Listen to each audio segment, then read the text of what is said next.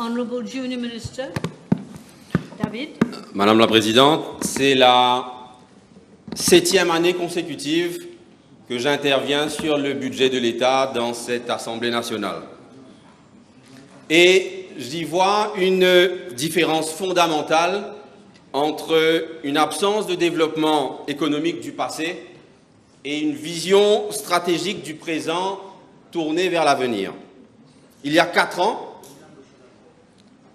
à la question d'un journaliste au ministre des Finances de l'époque, ce ministre qui a rendu une marque de savate très populaire, le journaliste lui pose la question sur les pôles de croissance de son budget. Et j'avais été surpris d'entendre le ministre des Finances de l'époque répondre « la construction de drains ». Certes, le secteur de la construction est un pilier économique important, mais à cette même question aujourd'hui, le ministre des Finances, qui n'est autre que le Premier ministre, lui, nous parle d'intelligence artificielle, de fintech, d'énergie renouvelable et d'économie bleue. Il nous parle d'emploi, d'innovation, de richesse et de croissance. Voilà toute la différence, Madame la Présidente, entre un ancien régime qui voyait le développement à travers le béton, à travers les annonces et les dépenses visibles, et ce gouvernement du changement qui voit le développement à travers les compétences, la productivité, la technologie, la sécurité alimentaire, l'océan et la souveraineté économique. La vraie modernité, Madame la Présidente, ce n'est pas seulement de construire des ouvrages ou des infrastructures, mais c'est de construire l'avenir. Et si le budget de l'année dernière était celui de la réparation, le budget de cette année, lui, est celui de la reconstruction. Madame la Présidente, ce budget a une qualité rare en politique. Il ne ment pas au pays. Il ne promet pas que tout sera facile. Il ne prétend pas que l'on peut réparer en une année seulement ce qui a été abîmé pendant longtemps. Il dit la vérité, mais il ne s'arrête pas au diagnostic. Il montre déjà les premiers signes du redressement. L'inflation recule, le chômage baisse, les réserves se renforcent, le tourisme repart et l'économie retrouve une trajectoire de stabilité. C'est cela, Madame la Présidente, la responsabilité. Regarder la réalité en face, refuser les illusions faciles et choisir le chemin exigeant mais nécessaire de la reconstruction nationale. Madame la Présidente, avant de parler de projet, j'aimerais parler de réalité. Notre population mauricienne stagne autour d'1,2 million d'habitants. Nous comptons environ 550 000 personnes en âge de travailler, dont plus de la moitié ont déjà dépassé l'âge de 40 ans. Nous comptons près de 265 000 personnes âgées de plus de 60 ans. Donc, dans ces conditions, la véritable question est la suivante. Comment continuer à financer l'éducation gratuite de nos enfants, la santé gratuite pour tous, le transport gratuit pour nos aînés et en même temps garantir une pension universelle? Et je me dis que si la réponse à cette question était simple, Madame la Présidente, d'autres avant nous l'auraient trouvée. Mais la difficulté, voyez-vous, appelle à la responsabilité tout en faisant preuve de générosité. Et c'est précisément la manière dont gouverne notre Premier ministre. Il ne réforme pas pour affaiblir l'État-providence, il réforme pour le sauver.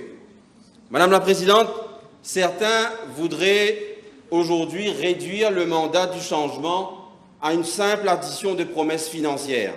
Ils se trompent profondément. Le peuple mauricien n'a pas voté seulement pour quelques roupies de plus. Il a voté pour reprendre son pays. Il a voté pour retrouver ses libertés, sa dignité, son état de droit et sa confiance dans les institutions.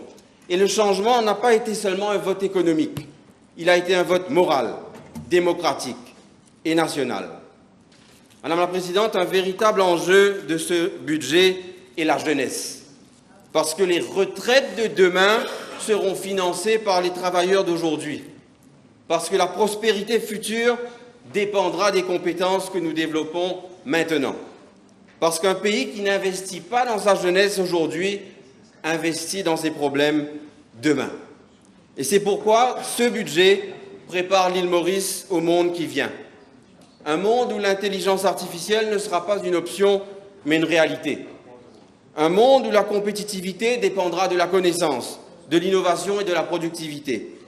Nous devons armer notre pays, armer nos jeunes de nouvelles compétences, armer nos PME de nouveaux outils, armer notre administration de nouvelles capacités, armer notre économie pour la compétitivité mondiale.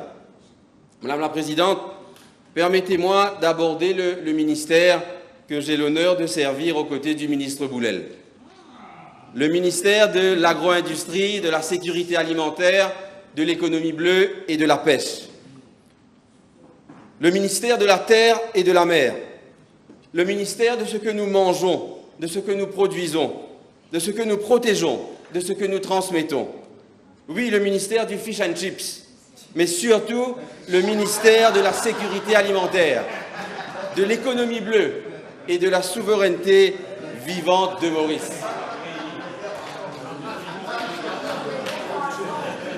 C'est aussi, Madame la Présidente, le ministère de l'île Maurice qui se lève tôt. Ne perdez pas de minutes, ne perdez pas de minutes. L'île Maurice, c'est le ministère de l'île Maurice qui se lève tôt poil dans carreau, qui se lève tôt poil long bateau. Le ministère des agriculteurs, des planteurs, des éleveurs, des pêcheurs, des agro-entrepreneurs. Le ministère de la biodiversité, des forêts et du bien-être animal. Et cette année, nous remercions le ministre des Finances qui a compris l'urgence de ce ministère, car notre budget est passé de 4,5 milliards de roupies à 5,2 milliards de roupies, dont 2,2 milliards de roupies consacrés à la sécurité alimentaire et 1 milliard de roupies à l'économie bleue et à la pêche. Madame la Présidente, la pandémie, les conflits internationaux, les crises géopolitiques et les perturbations des chaînes d'approvisionnement nous ont rappelé une vérité simple. Un pays qui ne produit pas suffisamment sa nourriture est un pays vulnérable. La sécurité alimentaire n'est pas seulement une affaire d'agriculture, c'est une affaire de souveraineté nationale. Et quand les chaînes d'approvisionnement se bloquent, quand les prix mondiaux explosent, quand les bateaux tardent, quand les conflits lointains font monter les prix dans nos supermarchés, bien que sur ce point nous avons été rassurés hier par les listes de prix déposées à la Chambre par le ministre du Commerce, nous comprenons une chose simple. Dépendre excessivement de l'extérieur, c'est exposer nos familles à des décisions que nous ne contrôlons pas.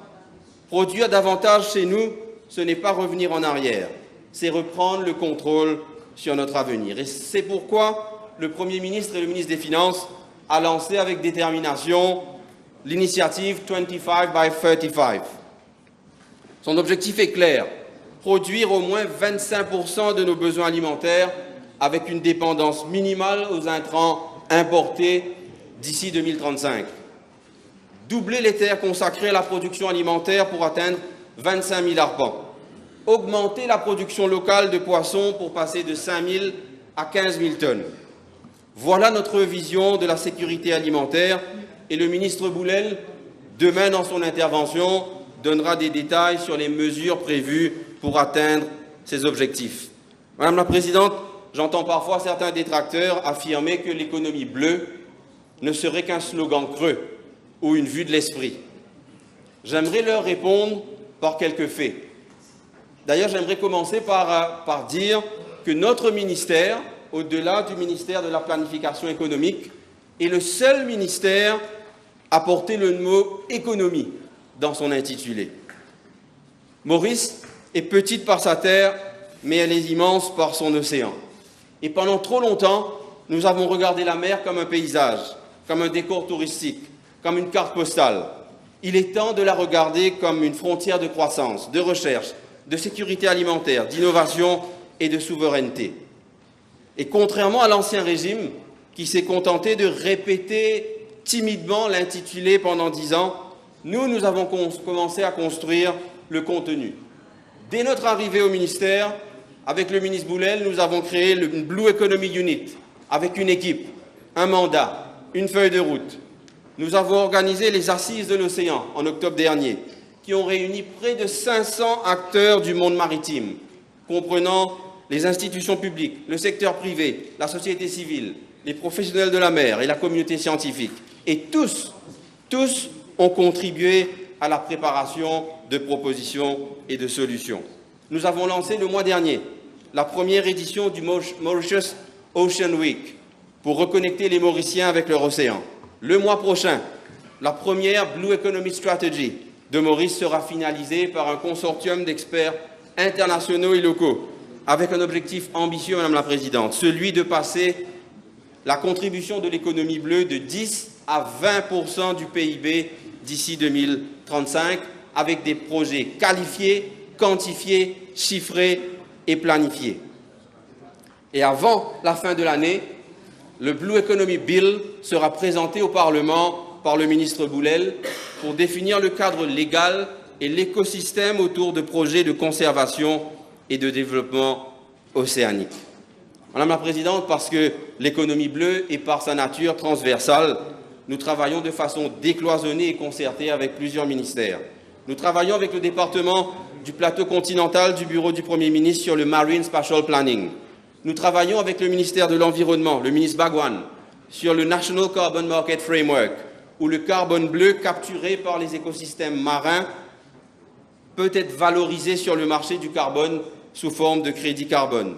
Nous travaillons avec le ministère de la Recherche, le ministre Soukon, sur la création de l'International Center for Ocean Studies à l'Université de Maurice, comme annoncé dans le présent budget, et qui fait suite à l'engagement pris par le Premier ministre l'année dernière à Nice lors de la conférence des Nations Unies sur l'océan. Nous travaillons avec le ministère de l'Éducation, le ministre Ganga Persad, pour introduire les sciences de la mer dans le cursus scolaire.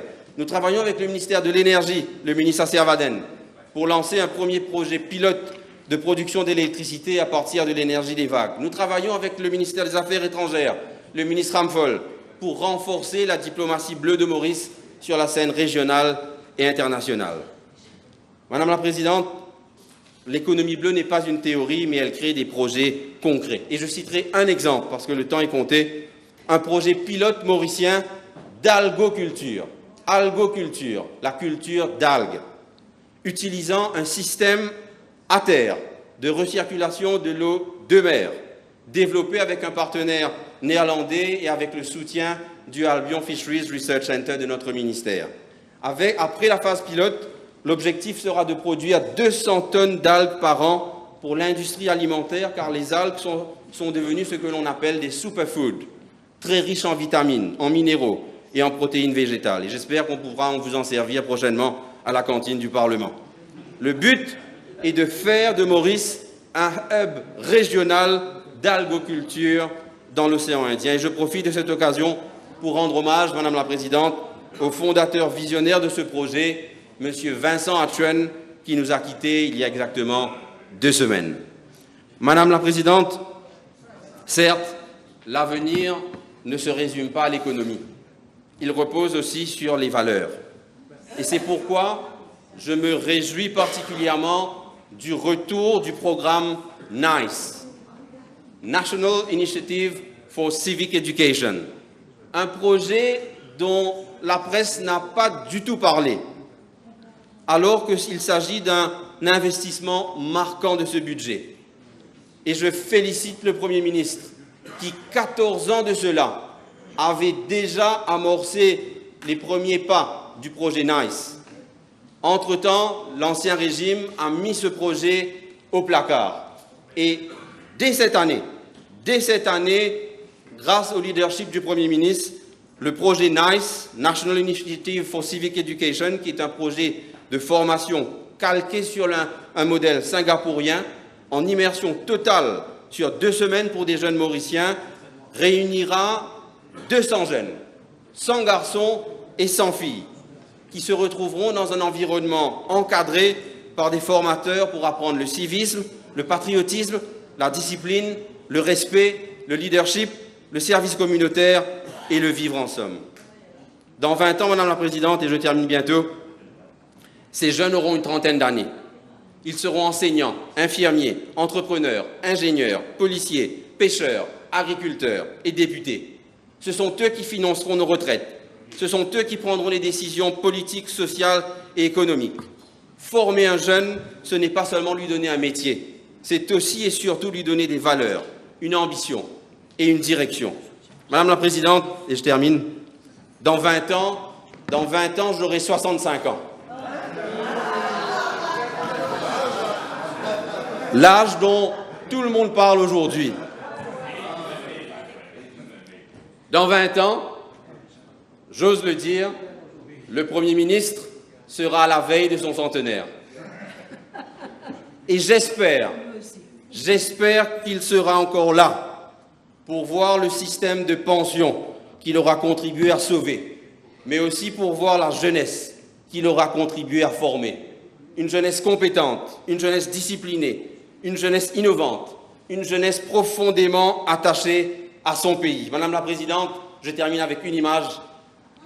Dans les eaux tranquilles, des capitaines, on en trouve à l'appel. Sur les plateaux radio, dans le confort des salons ou derrière un écran sur les réseaux sociaux. Mais ce sont les eaux difficiles qui révèlent l'expérience, le courage, la vision et le leadership. Et c'est là que l'on maintient le cap.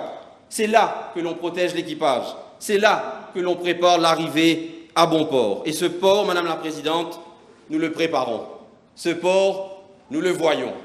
Ce port, nous l'atteindrons avec notre Premier ministre. Je vous remercie.